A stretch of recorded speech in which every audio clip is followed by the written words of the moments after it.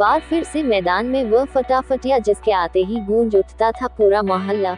वह दौर था 1960 के दशक का, जिसने अपनी धाक बुलेट एचडी जावा बाइक को जोरदार टक्कर देकर भारत के बाजार में बनाया, जो 1990 के दशक तक शानदार सफर तय किया। लेकिन 90 के दशक में टीवीएस, सुजुकी, वाइन सुजुकी तथा हीरो होंडा बाइक के नए मॉडल, कम वजन, तेज पिकअप तथा कम कीमत ने बुलेट एचडी जावा राजदूत को मार्केट से गायब कर दिया, जिसके बहुत बाद में 2010 के दशक में बुलेट नए क्लेवर में लॉन्च हुआ और फिर अपना धाक जमा लिया। राजदूत मोटर साइकिल 2024 में न्यू मॉडल के साथ लॉन्च हुई है, जो पुरानी यादें फिर ताज़ा कर गई है। राजदूत की सवारी किस किस को याद है, वह अपने कमेंट में जरूर बताएं। पूरी खबर विस्तार से देखने के लिए बने रहिए यूनिवर्सल न्यूज टुडे के साथ। आप देख रहे हैं यूनिवर्सल न्यूज टुडे। दर्शकों, सबसे पहले हम आपको बता देते हैं राजदूत बाइक का सफर। मित्रों, राजदूत बाइक को एस्कॉर्ट्स ग्रुप ने बनाया था। सन 1961 में एस्कॉर्ट्स ने राजदूत ब्रांड नाम के तहत पोलिश SHLM 11 मोटरसाइकिल का निर्माण शुरू किया था। यह बाइक अपने नाम के बलबूते इंडियन मोटरसाइकिल मार्केट में अलग पहचान कायम करने में सफल रही। राजदूत बाइक को लोग बहुत पसंद करते थे।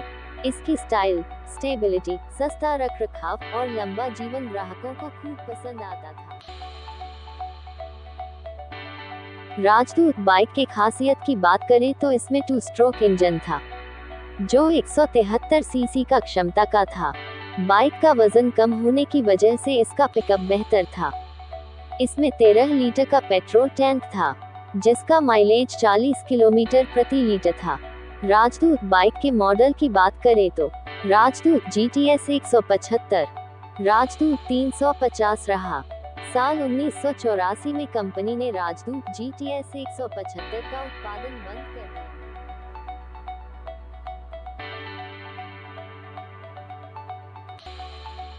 हालांकि इस दौर में टीवीएस, सुजुकी, हीरो होंडा की बाइक मार्केट में हंगामा कर दी, जिससे राजदूत ने अपने पुराने मॉडल में परिवर्तन कर न्यू लुक देने का प्रयास किया और काली बाइक की जगह लाल हरा रंग की लॉन्च किया, लेकिन मार्केट में टिक नहीं सका। हालांकि इसके इतिहास में देखें तो इस बाइक के आने के पीछे भी एक दिलचस्प कहानी है। कहा जाता है कि द्वितीय विश्व युद्ध में जर्मनी के हारने के बाद युद्ध क्षतिपूर्ति और मुआवजे के रूप में जर्मनी को अन्य देशों को RT-125 के डिजाइन का लाइसेंस देना पड़ा। इसमें भारत भी था और इस तरह से राजदूत ने देश में दस्तक दी। अपने नाम की तरह ही राजदूत एक असली किंग भी थी। 60-70 के दशक तक केवल रॉयल एनफील्ड, बुलेट और जावा मोटरसाइकिल्स ही भारतीय ऑटो बाजार में थी और हमारे यहाँ ऐसी कोई मोटरसाइकिल नहीं थी जो 250 घन सेंटीमीटर सेगमेंट में आ सके। ऐसे में राजदूत ने लोगों को स्पीड से परिचय करवाया। राजदूत का बॉलीवुड से कनेक्शन की बात करें तो एक समय ऐसा भी आया था जब राजदूत की चमक फीकी पड़ने लगी थी और एनफील्ड सिल्वर प्लस, मोपेड और काइनेटिक स्पार्क ने बाजार में अपना कब्जा जमा लिया था।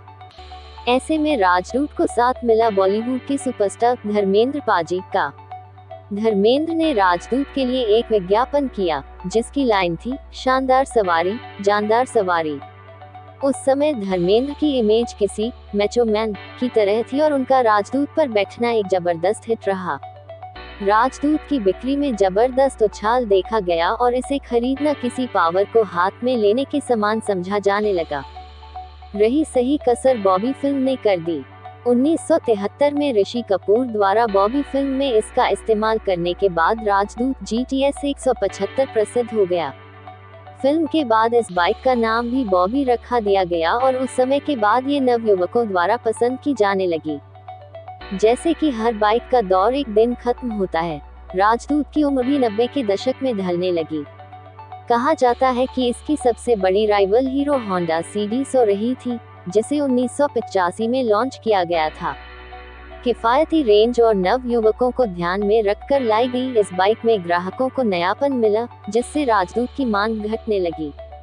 इसके अलावा उच्च खरीद मूल्य, महंगे स्पेयर पार्ट्स और खराब उपलब्धता ने राजदूत की मांग को और कम कर दिया।